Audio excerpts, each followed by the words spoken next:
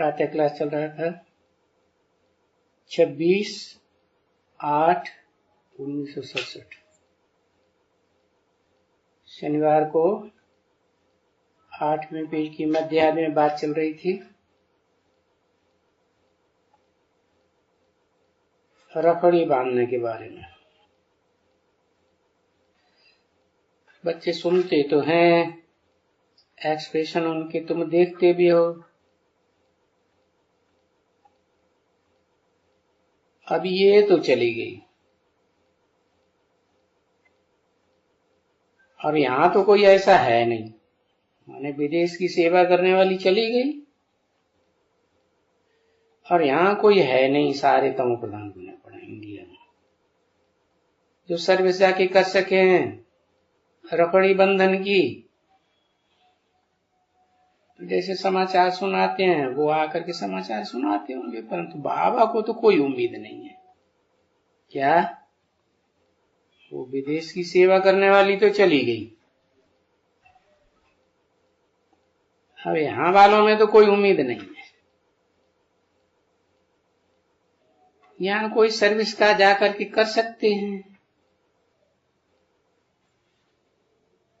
जन्माष्टमी है ना, यहां तो कर सकते हैं,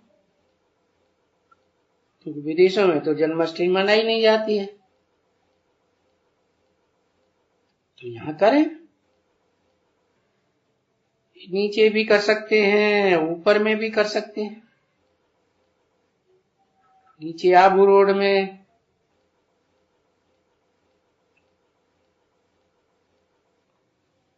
चित्र लेकर के जाएं। ये चित्र तो अपने पास है ही। कौन सा चित्र?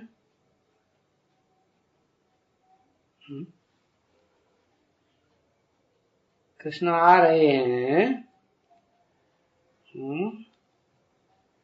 सीधे हाथ में स्वर्ग का गोला है और पांव में लाते मार रहे हैं नरक की दुनिया को। वो चित्र तो है अपने पास, और उसके साथ हमारे पास जो चित्र है वो गोरे मुंह का है, और काला भी एक चित्र उठा लेना चाहिए, और उस चित्र के साथ राम का भी उठाना चाहिए। क्या राम का? क्यों काले चित्र के साथ राम का चित्र क्यों उठाएं? राम का भी उठाओ और उन कृष्ण का भी उठाओ काला चित्र, क्योंकि राम बाप को कहा जाता है, कृष्ण बच्चे को कहा जाता है। इसीलिए तो यादगार मंदिर जो बने हैं कृष्ण के, उनमें बच्चा कृष्ण दिखाया जाता है ना, तो दोनों का चित्र दिखाओ। हाँ, बहुत से मंदिर हैं जिनमें राम का भी चित्र मिल सकता है,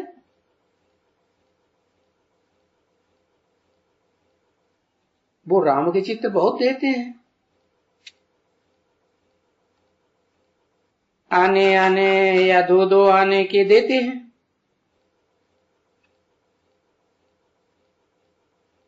क्या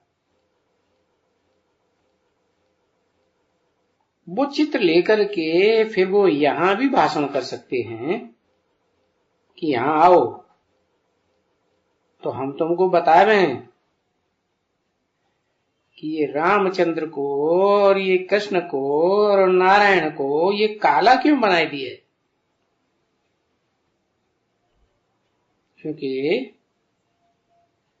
क्यों काला बना दिया?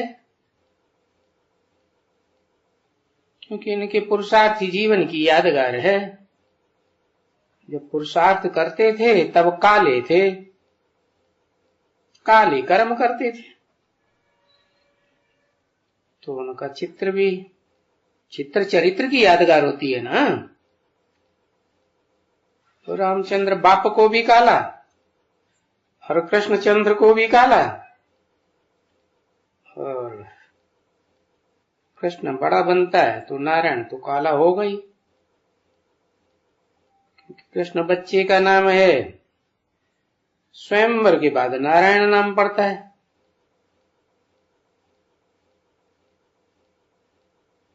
तो समझा काला क्यों किया है? पहले काला और फिर पुरुषार्थ पूरा होता है तो गोरा बन जाता है। देखो, चलो इन देवताओं को तो काला कर दिया, मनुष्य देवताएं बनते हैं, नर नारायण बनता है, परंतु ये शिवलिंग को काला क्यों कर दिया है? क्या हमेशा काला है या सुंदर भी है? तो उसकी यादगार क्या है? काले की तो यादगार है। कहीं भी किसी भी मंदिर में चले जाओ, काला ही पत्थर रखा होगा शिवलिंग का, गोरे की यादगार है सोमनाथ मंदिर। तो सोमनाथ मंदिर जब बना था तब तो द्वापर युग था, द्वैतवादी युग था, जब भक्ति शुरू हुई। उससे पहले तो देवताएं भक्ति करते नहीं थे, देवताएं तो स्वयं ही पवित्र हैं, अपवित्र पवित्र की भक्ति करते हैं। जब द्वैतवादी द्वापर युग शुरू हुआ तो द्वैतवादी धर्म पिताएं आ गए, दूसरा धर्म लेकर के आ गए। उनके धर्म के स्थापन होने के बाद फिर दूसरा राज्य भी स्थापन हो गया, दूसरी भाषा भी स्थापन हो गई, दूसरा कुल स्थापन हो गया, तो द्वैतवाद हो गया ना। देवताओं को कहते हैं अद्वैत। अद्वैत का मतलब एक को मानने वाले, एक को मानेंगे तो देवता बनेंगे, एक को नहीं मानेंगे, दो को मानेंगे क्या तो देवता नहीं बनेंगे। तो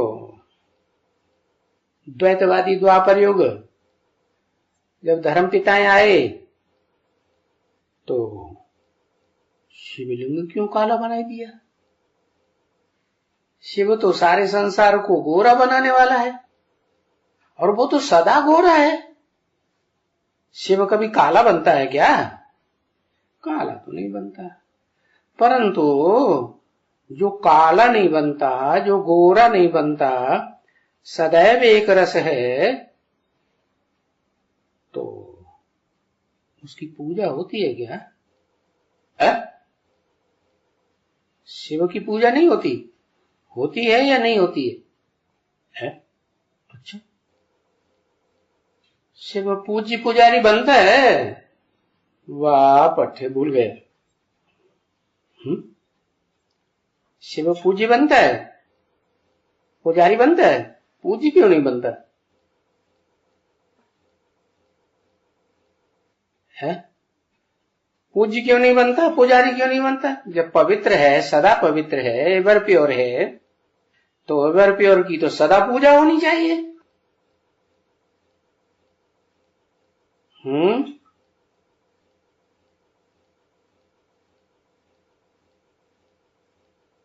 शिवलिंग में हीरा, शिवलिंग में हीरे की पूजा होती है? अरे हीरा तो पत्थर है, शिव बाबा का भी पत्थर बनता है क्या? शिव ज्योति बिंदु जो सदा शिव कहा जाता है, सदा कल्याणकारी कहा जाता है, वो कभी अकल्याणकारी बनता है, काला बनता है क्या? काले कर्म करता है, चोरी छुपेरी डकोरी, तो फिर काला चित्र बनाई दिया है क्या? जो स्मगलर होते हैं ना, है काला काम करते हैं, छुप के काम करते हैं गवर्नमेंट से, या मैदान में करते हैं दुकान खोल के, नहीं काला काम करते हैं पीछे से। तो ये जो शिवलिंग है वो क्यों काला बनाई दिया? वो पूज्य बनता है? बनता है। पुजारी भी बनता होगा फिर। जो पूज्य बनता है सो पुजारी बनता है, पूज्य नहीं बनेगा तो पुजारी भी नहीं बनेगा। तो शिव जिस आत्मा का नाम है वो पूज्य पुजारी बनता है। शिव जिस आत्मा का नाम है सुप्रीम सोल गॉड फादर का, वो जब आता है अपनी इच्छा से आता है, खुदा नाम रखा है, खुद आता है। तो जब वो अकर्ता है, अकर्ता बताया ना, अकर्ता है, कुछ करता ही नहीं है, तो उसका गायन होगा, पूजन होगा।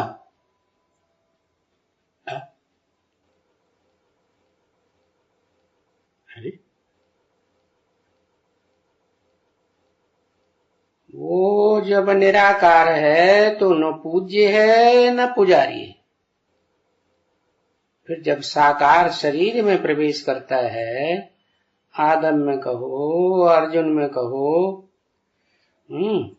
आदिनाथ में कहो, जो सारी सृष्टि का नाथ बनता है, विश्वनाथ कहा जाता है, तो उसमें प्रवेश करता है तो भी कहता है न मैं पूज्य बनता हूं न मैं पुजारी बनता हूं। हाँ, जिसमें प्रवेश करता है तो वो संग के रंग से, याद से शिव समान बन जाता है। क्या शिव नहीं बन जाता? शिव बन जाएगा तो क्या होगा? वो 5000 साल इस सृष्टि पर रहना ही नहीं पड़े। शिव तो 5000 साल इस सृष्टि पर पार्ट शिव की आत्मा नहीं बजाती, वो तो सिर्फ कलयुग के अंत और सतयुग के आदि में आती है, जिसे कहते हैं दोनों युगों का संगम। बोला है ना गीता में, संभवाम युगे युगे, हर युग में आता हूं। तो उन्होंने ये अर्थ लगा दिया युग युगे का, लेकिन असली अर्थ है सतयुग और कलयुग, दो युगों के बीच में आता हूं। तो आता हूं का मतलब क्या? जैसे बच्चा संसार में आता है तो प्रत्यक्ष होता है ना, तो ऐसे ही कलयुग का अंत और सतयुग की आदि, वो घड़ी में वो प्रत्यक्ष होता है। तो कलयुग की शूटिंग में भी आता है और सतयुग की शूटिंग में भी आता है, दोनों का मेल हुआ ना। तो जब मेल हुआ तो कलयुग की शूटिंग में जिसमें आता है वो काला पार्ट बजाता होगा या गोरा पार्ट बजाता होगा? कलयुग की शूटिंग में है काला ही पार्ट बजाता होगा, क्योंकि जब शिव बाप प्रत्यक्ष हो संसार में तो जिसमें प्रवेश करता है वो बच्चा भी प्रत्यक्ष हो। बाप और बच्चे का जन्म इकट्ठा है ना, तो दोनों को काला दिखाई दिया, क्योंकि जो लिंग है, बड़ा रूप, वो है जिसमें प्रवेश करता है शरीर धारी, वो शरीर की यादगार, रथ की यादगार है काला लिंग। और सोमनाथ मंदिर में द्वापर की आदि में जब द्वापर सात्विक था, सात्विक सत्योप्रधान स्टेज थी, तो उस समय ऋषियों मुनियों ने उसमें हीरा दिखाया। हीरा दिखाने का मतलब है जो इस सृष्टि का हीरो पार्टधारी है, जो सृष्टि के आदि में हीरो और सृष्टि के अंतिम जन्मों तक भी हीरो, जब तक शिव बाप प्रवेश न करे। शिव बाप के प्रवेश करते ही वो जीरो बनना शुरू हो जाता। तो देखा, शिव को भी समझते हैं काला। इसलिए ऋषि मुनियों ने बनाई दिया उसको भी काला। अब वास्तव में शिव काला नहीं बनता। शिव जिस आदम में प्रवेश करता है, जो इस मनुष्य सृष्टि का पहला आदमी है, पहला इंसान है, जो आत्मिक स्थिति की शान में सबसे पहले टिक जाता है, तो उस इंसान की यादगार है शिवलिंग। क्या? हाँ, उसमें जो हीरा है वो बाप समान बनने की यादगार है, बाकी ऐसे नहीं कि बाप है। इसलिए मुसलमान लोग भी कहते हैं आदम को खुदा मत कहो, आदम खुदा नहीं, लेकिन खुदा के नूर से आदम जुदा भी नहीं।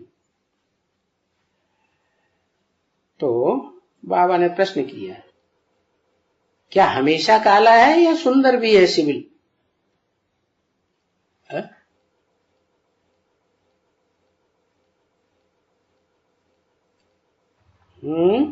शिव का लिंग हमेशा काला है या सुंदर भी है?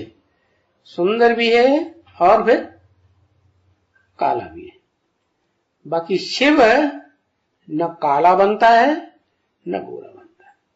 अच्छा, जब काला भी नहीं बनता, गोरा भी नहीं बनता, तो नाम शिवलिंग क्यों दे दिया? फिर तो उस बच्चे का नाम देना चाहिए जो शिव का बड़ा बच्चा है, शिव को पहले पहचानता है, शिव से पहले वर्षा लेता है आत्मिक स्थिति का, विश्व की बादशाही का। तो इसका क्या राज है? शिव निराकार के मुकर्रर रथ है। कौन? आदम। और जो है वो टेम्परेरी रथ है। इसलिए बाप कहते, मैं जिसमें आता हूं तो जिसमें प्रवेश करूंगा ज्ञान का बीज डालने के लिए। बाप का काम क्या होता है? माता में बीज डालना। तो जिसमें ज्ञान का बीज डालने के लिए प्रवेश करता हूं पहले पहले, वो बड़ी माता होगी। बाद में खुदा न खास्ता अगर उसकी लाश गुम हो जाए, शरीर छूट जाए, कोई बात हो जाए, तो दूसरे बच्चे जिनमें प्रवेश करता हूं उनका नाम भी ब्रह्मा देता हूं। तो उनका नाम ब्रह्मा तो देता हूं, परंतु उनको मुकर्रर रथ नहीं कहा जाएगा। क्यों? जो आदि सो अंत। आदि नहीं तो अंत भी नहीं। जब अंत भी नहीं है, आदि भी नहीं, तो मुकर्रर कैसे? आदि होगा तो मध्य में भी होगा, तो अंत में भी होगा। इसलिए वो मुकर्रर रथ पहला। तो ये परंपरा पड़ गई भारतवर्ष में। क्या कि जो भी भारतवासी हैं वो जीवन में एक स्त्री करते हैं, तो वो अगर शरीर छोड़ जाए तो दूसरी स्त्री कर लेते हैं। इसलिए मुरली में बोला कि भारत में तो पुरुष स्त्री को जूती समझते हैं। एक जूती गई, दूसरी लेते हैं, दूसरी गई, तीसरी लेते हैं, चौथी लेते हैं। तो किसको फॉलो करते हैं?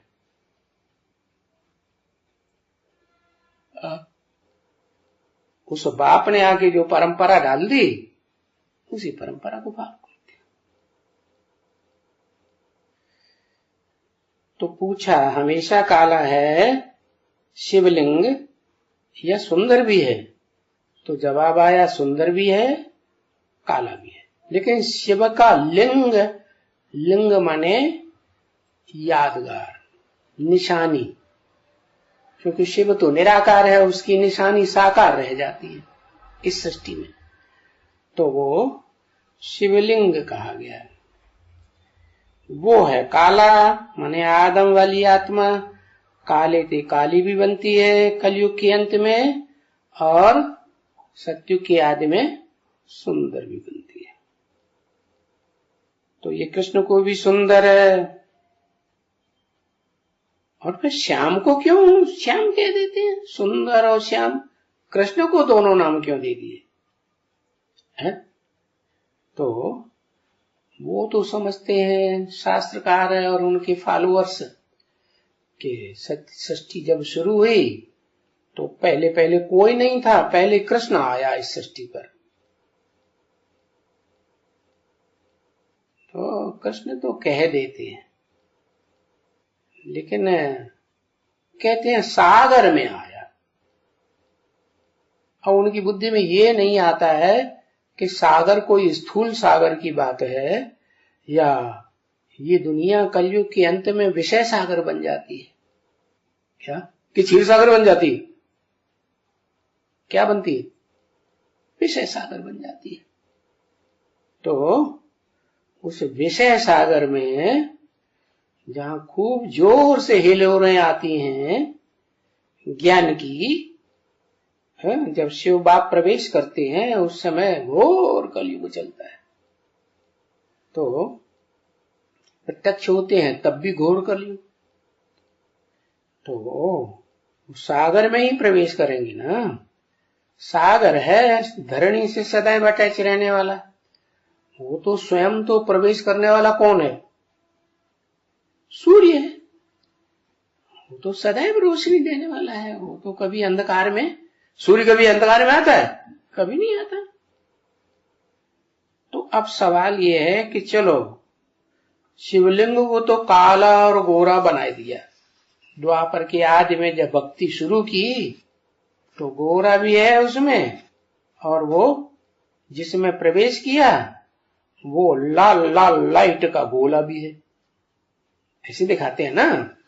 तो लाल लाल गोला का मतलब है कि जब प्रत्यक्ष होता है उस समय ज्ञान और योग का आग का गोला बन जाता है। क्या? ज्ञान अग्नि से भरपूर और योग अग्नि से भरपूर। तो द्वापर युग में यादगार बनाई गई द्वापर की याद में सोमनाथ मंदिर में, वो ऐसी ही बनाई गई कि उसमें वो शिव का जो बच्चा, बड़ा बच्चा है जिसकी यादगार है शिवलिंग, जो शिव समान बनता है, तो वो लिंग भी गोरा है, माने लाल लाल है। जैसे आदमी नौजवान बनता है ना, आदमी हो, कन्या हो, औरत हो, तो जब एकदम नौजवानी चढ़ती है तो चेहरा कैसा हो जाता है? लाल लाल हो जाता है, रूहानियत चढ़ जाती है ना। तो ऐसे ही वो लाल लिंग दिखाया है। अच्छा, श्याम क्यों कह देते हैं फिर? श्याम इसलिए कह देते हैं कि जब वही देहधारी आत्मा आदम की कलयुग के अंत में काली बनती है, तमोप्रधान बनती है, छुप छुप के कर्म करती होगी, दुनिया से चोरी करके करती होगी कि साहूकार बन के करती होगी? चोरी से करती होगी। तो लोगों ने लिख दिया मक्खन चुराया। अरे क्या मक्खन चुराया? समाज से भी चोरी, परिवार वालों से भी चोरी, और गवर्नमेंट से भी। गवर्नमेंट से क्या? गवर्नमेंट से भी चोरी। तो उसे श्याम कहेंगे, काला कर्म करने वाला कहेंगे कि गोरा कहेंगे? काला कर्म करने वाला। तो श्याम सुंदर नाम पड़ गया। श्याम नाम पहले होता है काला। शिव बाप प्रवेश करते हैं तो धीरे धीरे पुरुषार्थ करते करते कलयुग के अंत की शूटिंग होते होते उस आत्मा के लिए आदि आ जाता है सत्युग का, तो गोरा लाल लाल लिंग बन जाता है। तो कृष्ण को भी श्याम सुंदर कह दिया, तो रामचंद्र को भी सुंदर और श्याम क्यों कहते हैं? आओ तो हमको इसको भी समझाएं, क्योंकि राम वाली आत्मा भी बाप का पार्ट है ना। राम बाप को कहा जाता है, कृष्ण बच्चे को कहा जाता है। तो वो राम वाली आत्मा इस सृष्टि रूपी रंगमंच पर आदि से लेकर के, पहले जन्म से लेकर के और 82-83 जन्म तक भी सुख में शांति में रहती है, कोई दुख अशांति महसूस नहीं करती, तो वो गोरी हुई या काली हुई, क्या कहेंगे? है 82-83वें जन्म में गोरी कहेंगे। तो राम को भी काला दिखाई दिया, क्यों? क्योंकि 84वें जन्म जब शुरू होता है, शिव बाप प्रवेश करते हैं, तभी 84 जन्म शुरू हो जाता है। उस समय से काले कलयुग की शूटिंग उस आत्मा के लिए जोर से शुरू होती है। तो समझा क्या? शिव को भी काला, कृष्ण को भी काला, नारायण को भी काला, और रामचंद्र को भी काला, फिर सबको गोरा भी दिखाते। अब ये समझाने में तो कोई नाराज नहीं होगा, क्या इसमें कोई नाराज होने की बात है? नहीं, ये तो क्लियर बात है। क्या कि जो निराकार शिव है, सदा शिव है, सदा निराकार है, सदा निराकारी, निर्विकारी, निरहंकारी है, वो तो कभी बदलता ही नहीं, तो उसकी यादगार नहीं है गोरा और काला। ये जो मंदिरों में रामचंद्र के गोरे भी चित्र रखे हैं, काले भी चित्र रखे हैं, तो वो इस शूटिंग के समय की यादगार है। तो इनके ऊपर समझाना चाहिए। इसके ऊपर तो यहां भी टॉपिक के ऊपर बहुत सहज है समझाना। क्या यहां माने बाबा जहां रहते, जहां मुरली चल रही माउंट आबू में, तो यहां भी टॉपिक के ऊपर बहुत सहज समझाना है। नीचे में भी कोई जाकर के टॉपिक लेकर के ऊपर समझावे।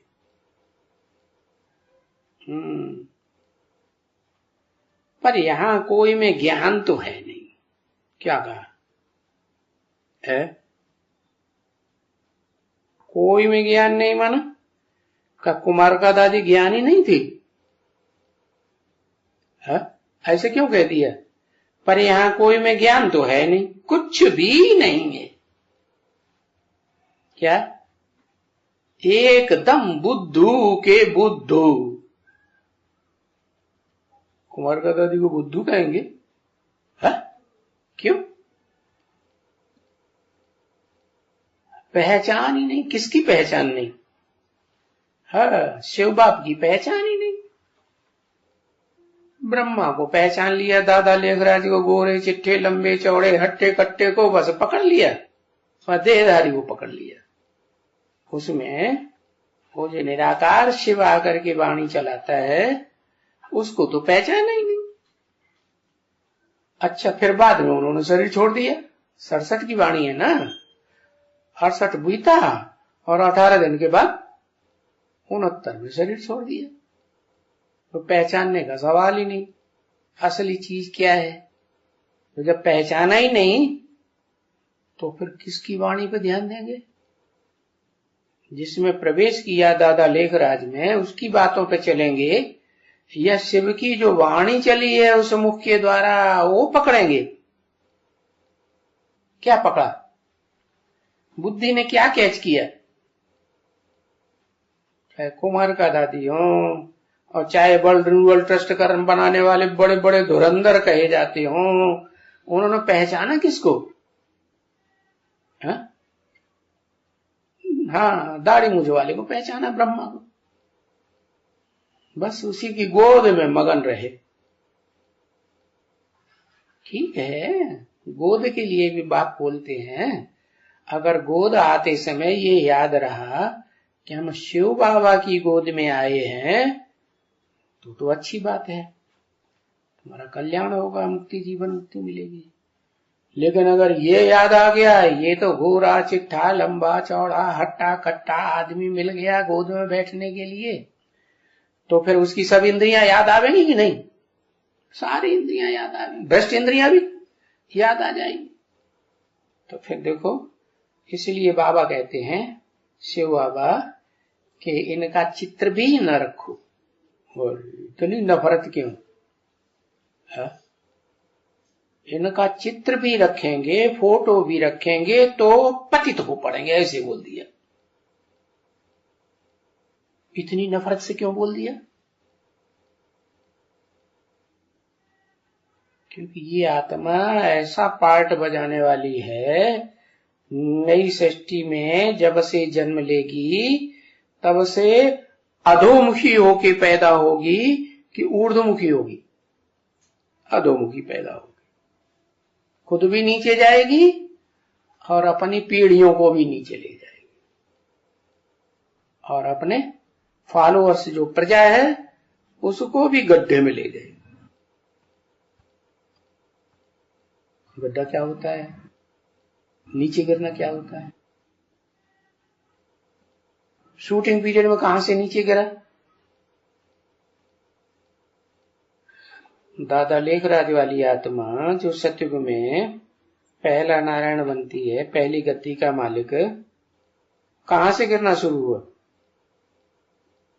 अरे आत्मा बांध के बैठ गई, द्वापर में गिरा। गिरना और उठना शूटिंग में होता है कि द्वापर में होता है?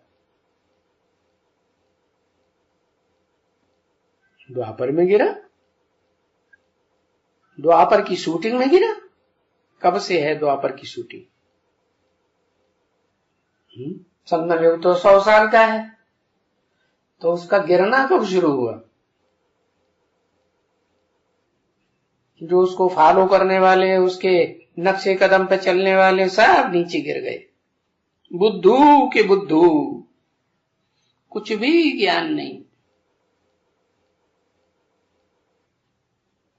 जब से बाप गुप्त हो गया। कब से हो गया गुप्त? अरे 100 साल में कब से गुप्त हुआ? मम्मा ने शरीर छोड़ा तब से गुप्त हुआ। माने उससे पहले वो औंधे मुख का नहीं था। उससे पहले कभी नीचे नहीं गिरा। अरे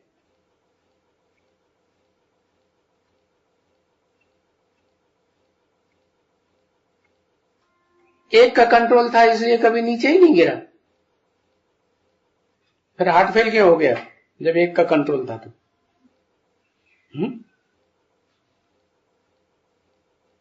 फिर जिनको बोल रहे थे कि इनकी बुद्धि में यहाँ कोई ज्ञान तो है नहीं, कुछ भी नहीं, एकदम बुद्धू के बुद्धू है यहाँ के लोग, माउंट आबू मधुबन के पास ही।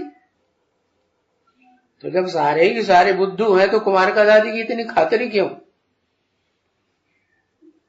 मम्मा की जगह उनको क्यों समझ लिया? जो मम्मा को रिगार्ड देते थे, ओम राधे मम्मा को, वो रिगार्ड कुमार का दादी को कैसे मिलने लगा? दिया तब मिलने लगा कि बिना दिए मिलने लगा?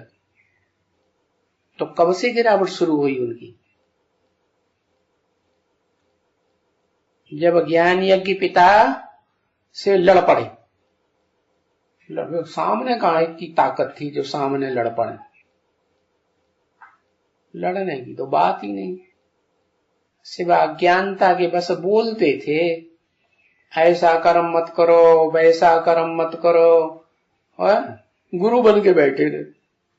मैं कृष्ण की आत्मा हूं, मैं कृष्ण भगवान हूं, मैं गीता का भगवान हूं, मेरी बात मान लो, ऐसा कर्म मत करो। समझाते थे, ऐसे थोड़े ही कभी लड़ पड़े। उनके सामने लड़ पड़ता है? लड़ सकता है कोई? है? कोई नहीं लड़ सकता। तो कब से गिरावट कब से आई? 1969 से गिरावट आई, उससे पहले गिरावट नहीं आई। तुम्हारा जब कराची भागे थे तब गिरावट नहीं आई थी? धोखा देके नहीं भागे? तो 69 से पहले नहीं गिरावट हुई है? हुई ना गिरावट। कराची में जब अकेले चुपचाप भाग गए पूरे परिवार को छोड़ करके, तो फिर जो भी परिवार था उसका क्या हाल होगा? परिवार में मां ही छोड़ के चली गए, बाप और बच्चे रह जाए तो बच्चों का क्या हाल होगा?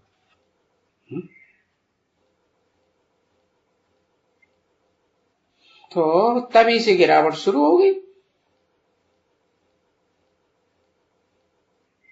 और वो उस गिरावट का अंत कब हुआ?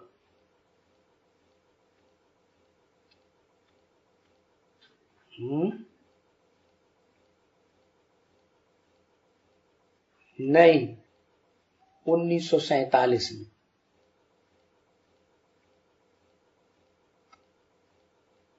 जब दूसरे ब्रह्मा नामधारियों से सुना,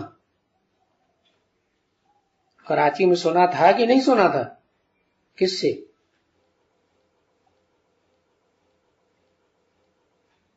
दो से सुना, दो माताओं से सुना। तो उनसे सुनते सुनते फिर बुद्धि शुद्ध हुई। फिर 1947 में शिव बाप ने प्रवेश किया, तब चढ़ना शुरू। तो बाप समझाते तो रहते हैं सर्विस के लिए कि बाप है, उसको कैसे समझाएं? ऐसे ही समझाएंगे ना जैसे बताया। ओम शांति।